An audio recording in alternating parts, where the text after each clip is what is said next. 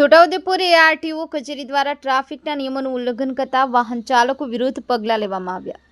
છોટાઉદેપુર જિલ્લામાં એઆરટીઓ કચેરી દ્વારા ટ્રાફિકના નિયમોનું ઉલ્લંઘન કરતા વાહન ચાલકો સામે કડક કાર્યવાહી કરવામાં આવી રહી છે અને દંડનીય પગલાં ભરવામાં આવી રહ્યા છે। વાહન ચલાવતી વ્યક્તિ પાસે ડ્રાઇવિંગ લાયસન્સ ન હોય, ઓવરલોડ ગાડી ભરેલી હોય, ટેક્સ ન ભર્યો હોય તથા વાહનના પૂરતા દસ્તાવેજ ન હોય, પીયુસી અથવા વાહનનો કોમર્શિયલ યુઝ થતો ન હોય, ટેક્સી પાર્સિંગ ન હોય, વાહનોનું ફિટનેસ સર્ટિફિકેટ તથા રેડિયમ પટ્ટી લગાવેલી ન હોય, વાહનોની પરમિટ ન હોય જેવા વિવિધ ગુના બદલ છોટાઉદેપુર એઆરટીઓ કચેરી દ્વારા દંડનીય કાર્યવાહી કરવામાં આવી રહી છે।